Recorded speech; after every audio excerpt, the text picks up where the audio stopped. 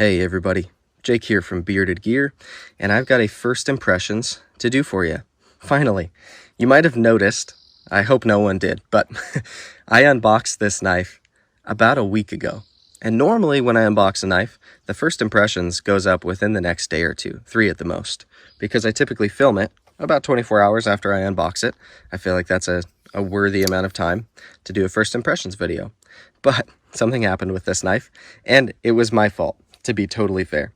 After I filmed my unboxing of this knife, I put it on the mat, and I got my tools out, and I had this MXG Gear pocket clip that I was going to put on it.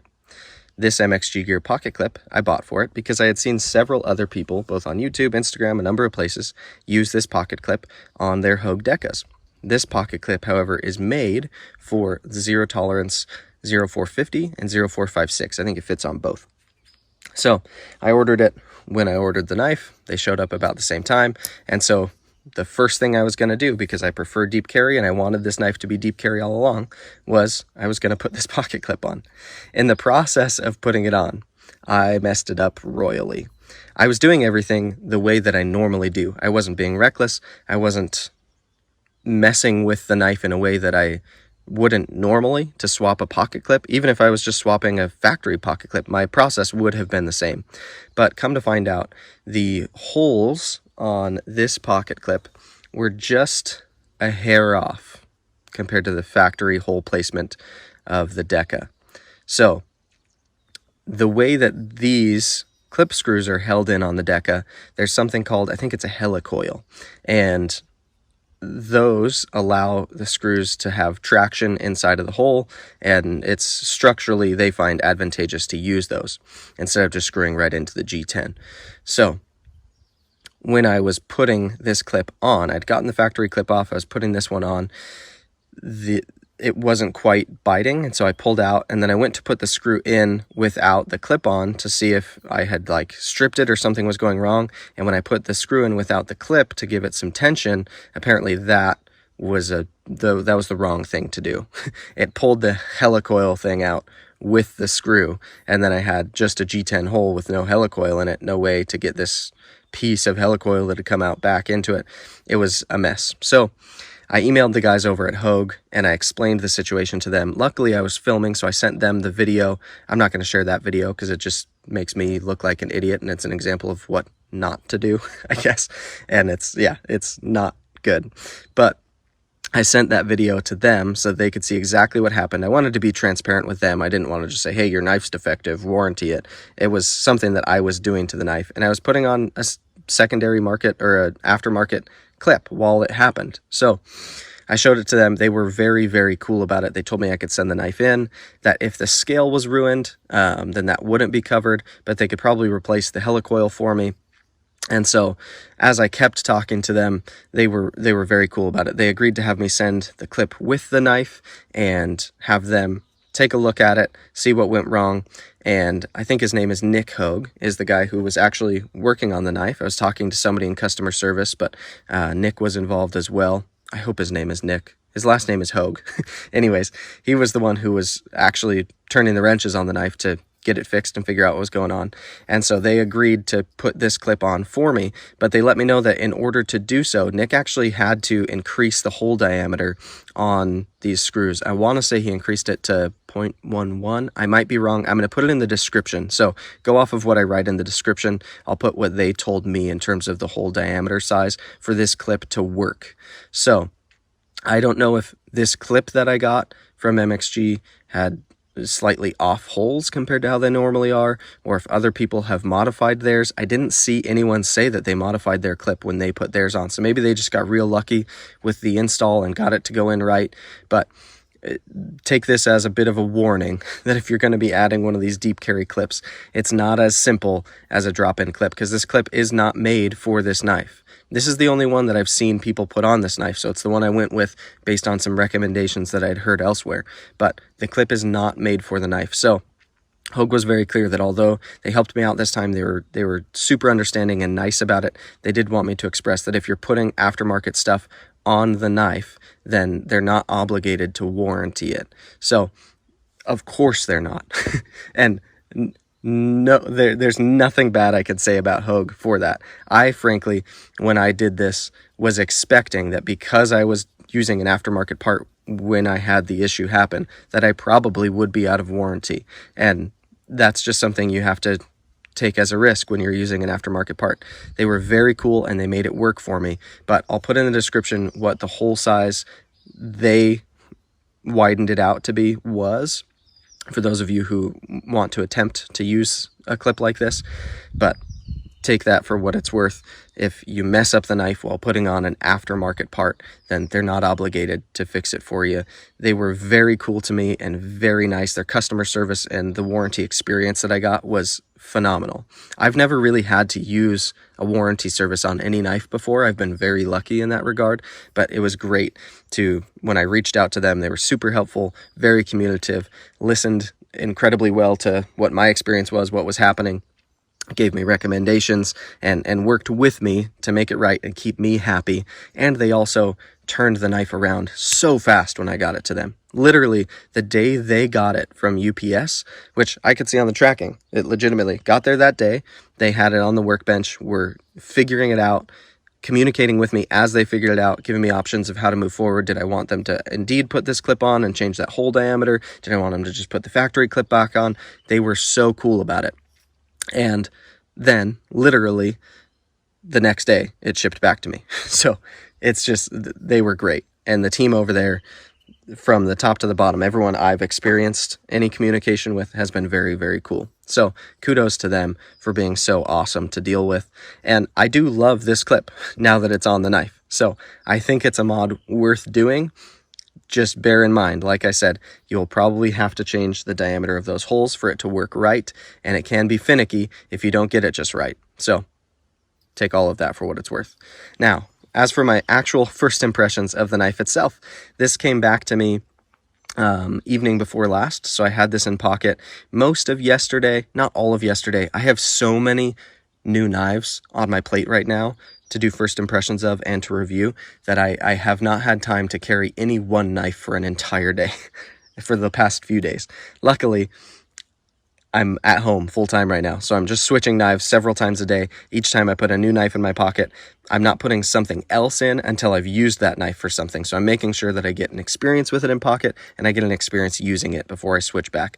But this knife has been in pocket enough and I've experienced it enough up to this point, played with it enough that I feel ready to give you my first impressions. So let's talk a little bit about the construction of this knife before anything else. We have Hogue's signature g-mascus scales here. G-mascus, from what I understand, this is going to be my putting it into layman's terms, is layered G10, and it's not just layered. I think the actual, like, the material itself is kind of like a marbled G10 with multiple colors, and then it's layers of different colors. You can see the lines through here where we've got the OD green and the black and kind of this lighter OD green, I guess I would call it.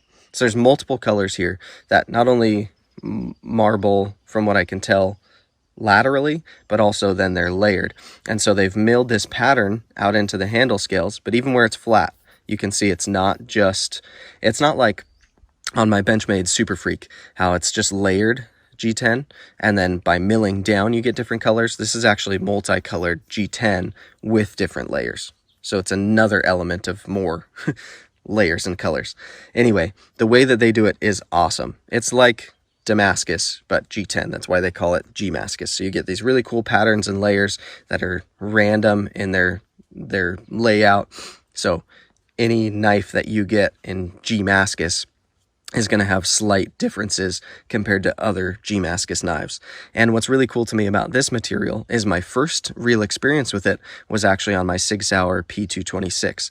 I have the Scorpion version of that gun, and I've got a video on it back a ways if you look at it, but it has Hogue Gmascus grips in OD Green and Black. So the grips on that gun match the grips on this knife, which is really, really cool to me. So the G10 is super, super well done.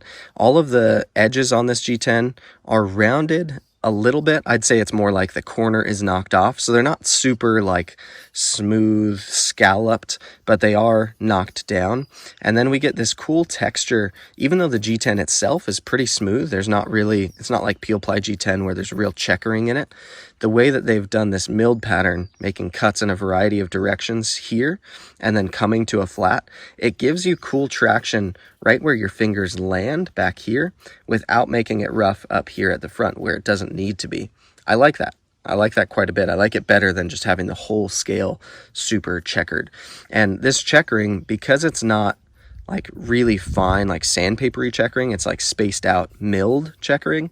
It has this really nice, almost more traction feel than the sandpapery stuff typically does, but it's less harsh on the hand at the same time. It feels like my gun grip in a lot of ways.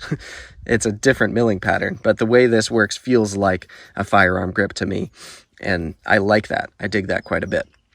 As you can see, the pocket clip is of course changed. The one that came on the knife was totally functional. I slid it in and out of pocket a couple times before I put this on the table to swap it, and the pocket clip worked fine. I just prefer to not have knife sticking out of my pocket on a knife this small and light. So the pocket clip it comes with, if you're not a deep carry kind of guy, it's not like functionally there was any issue with that clip. It was fine. This one, now that I've got it on here, works really, really well. I dig it. I'm glad that I went with the bronze. I feel like I like that little pop of difference while it still kind of fits the tone of the knife. I was going to get black, but last minute I just decided bronze seemed cooler. So super glad that I did. All of the hardware on here is black everywhere, even down to the thumb studs. The blade itself, this one is the Wharncliffe shape, which is kind of like a modified Warnie in a way. You almost might call it a reverse Tanto, the way that angle is. It's really cool looking to me. I like Wharncliffes a lot, but this one's also compound ground. So because of the compound grind, we have a thicker bevel up here and a thinner bevel out to the tip. So the first, 40% of the blade, this flat, is a little bit thicker behind the edge and just has a little bit more kind of strength to it than the remaining, I'd call 60% of the blade. I don't know if you can see that change there, right where there's a little bit of a hump, and I like that. I feel like sometimes people throw compound grinds on knives just for looks, but this is actually a really functional blade grind, because if I'm going to be pushing through hard, heavy material, making push cuts through stuff, I'm going to be doing it here on this portion of the blade. And then all of my detail cutting that I'm going to do is going to be done with the tip and the portion of the blade immediately following it. And that's where it's thinnest and most precise. So I dig it. I like it quite a bit. The coating on this knife is excellent. It's very even. I've only done very limited cutting with it so far, so I can't speak to its durability yet, but it looks really nice. I like the laser work they've done. This side we just see Elishewitz CPM 20CV. Alan Elishewitz is a cool knife designer. I've owned one or two of his knives in the past, and I still own my Benchmade Sentinel, which is probably the oldest folding knife in my collection. In fact, it almost certainly is an Elishewitz design from way back in the day when he was designing knives for Benchmade. He designs a lot of Hogue's knives, from what I understand. He also designs some of his own knives. I've held some of his customs at California Custom Knife Show, and they were phenomenal. Really, really nice work. So I like him as a designer. I think he did really great on this knife. It's an excellent design for what it is. On this side, we just have Hogue USA Deka. That's the name of the knife and where it comes from and who it's made by. So I like that it's not an overwhelming amount of billboarding. I would be fine with there being even less, frankly, but it doesn't bother me at all how much is written on the blade. I also like that they've put it down the blade a little bit, so when the knife is closed, you don't see it. Like oftentimes it's put kind of right here, so you can see all of that billboarding when the knife is closed. I like that in the closed position, you can't see any of the billboarding, and then when you open it, it's there. That's just a slightly different way of doing it than what I would perceive to be the norm. So 20 CV is a blade steel that I really, really like. I think that's an excellent choice for a knife of this size and construction. It makes a lot of sense to me. The G10 is really, really well done. Much like at Benchmade on the Bug Out, the Bailout, the Freak, and the Mini Freak, we have inside the G10. I don't know if that's really going to show through, but you can probably see a little shine there. We've got a nested liner. That's just a very small partial liner. It's like a nub of a liner. So you get liner here, again, just like those other knives, for the washers to ride on, and for the, here they call it the able lock, I think. It's essentially the same thing as an axis lock. That rides on those steel liners, and then the steel liner comes back to like here-ish, actually all the way back here, but it's skinny out to here, and that's the final connection point. So these two screws that look like body screws are actually holding in that internal liner, and then of course the pivot is as well. But it works great. It keeps the weight down on this knife. I will say, I've seen a lot of people compare this knife to the Bug Out. And I think that's fair, because of the knives that have come out since the Bug Out, I think this is probably the best one to compare to it. It's literally the same locking mechanism, very similar dimensions. It's also lightweight, but in hand, this knife feels really different from a Bug Out. Those similarities still exist. The size, the weight, all of that, the blade length seems really close to what I feel when I'm using my Bug Out. But the actual sensation of this knife in hand, the construction of these G10 scales, the way that we've got a little bit of a ramp here with some jimping, which also, I should mention, I don't mind this jimping at all. I'm normally a jimping snob, and certain jimping really aggravates me. This jimping is not too aggressive. It feels very good right there.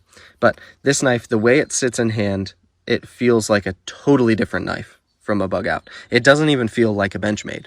It feels like it's from a different company. And so I like that they made this knife and it competes in that arena, which is an important arena right now. The Bug Out is a massively popular knife, and for very good reason. If you've watched my Bug Out review, you'll know it's one of my favorite knives that I own. I just adore the Bug Out for so many reasons. But this knife enters that arena and plays in that space without copying the Bug Out. And I really appreciate that they didn't make it so similar that it's like, why even... I don't have respect for people who copy other knives for a variety of reasons. But also in terms of like creating a competitive opponent to the Bug Out, this now makes sense to me to either have both or to make a decision based on real preference. Not just because, oh, one's Benchmade and one is Hogue, that'll make me decide. But they're really different knives. There's substantial difference in the way these feel and perform. And especially, I'll say, this one with the Wharncliffe, you can't get a Wharncliffe Bug Out. The drop point is more similar to the Bug Out, but this feels like a totally different knife. So I dig that about it. Let's think. Centering is good. Lockup is solid and reliable. I haven't adjusted the pivot or anything one bit, and it is literally zero play. Like none. Which I'm kind of astounded by, that it functions this well with that lock. It could be a tiny bit like more drop shutty probably if I gave it a little bit of play, but I don't dare. With how solid this lockup is, this is a way more solid lockup than my Bug Out or my Bailout, by far.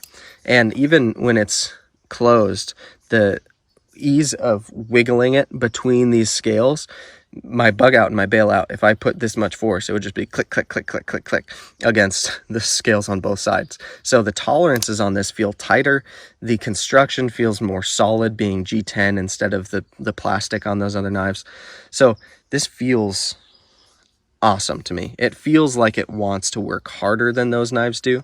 I've worked really hard with the Bug Out and the Bailout, so I don't have any hesitancy about them being capable knives, but this does feel more substantial, certainly. It's a little bit heavier, I'll say that, but it's still a very, very light knife. This knife is not heavy at all. One other difference I'll say is in pocket, this kind of rougher scale material, it's not quite as comfortable in pocket as a Bug Out, which what really can be.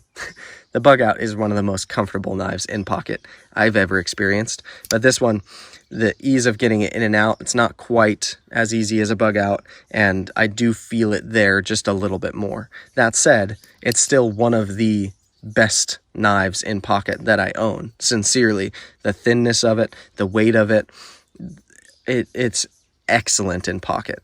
The profile is fantastic. There's so much going for it. But I just want to iterate that this knife, I'll be doing a comparison here soon, but this knife is not just another bug out for those who might assume that it is. Because when I first saw this, I thought, oh, it's another bug out. Maybe they're trying to make a bug out killer. I don't think this is another bug out. So, first impressions are good. I really, really like the knife. I've been enjoying having it in pocket. I carried it up here on the hike today. I've been enjoying using this knife. It's a performer. It really is. It doesn't feel like there's any real frills about it. It feels very well thought out, and it's come together very, very well. So I'm super happy that I own it. I'm really happy that even though I messed up in a way and made this a situation, that Hogue took such great care of me, that they were very communicative, that their warranty process was super smooth, and that they were helpful. It made me a bigger fan of Hogue as a company, even though I'd already heard so many good things. I never want to have a warranty experience with the company, but for me to have had one and for it to have gone so well adds to my confidence in them as a brand. And I'm glad to have found out that they're cool dudes over there who are easy to talk to and aren't jerks and made the whole thing simple. So hats off to them for that as well. But this is the Hogue Deka. That'll be my first impressions. I'm going to keep carrying this and packing in experiences with it. Within the next week and a half, I'll have a full review ready to go on this guy. So look forward to that. And I'll also be putting it head to head with, I don't know whether I'll do the bug out or the bailout or both, but with one or both of those, there will be a kind of head-to-head with this guy. So we shall see who the winner is when that happens. But I really, really like this. So far, so very good. I'm really enjoying it. I don't know why that was so hard for me to say. I'm thoroughly enjoying each time that I've used this knife, and the way it goes in pocket, I'm impressed. So there you have it, the Hogue Deka.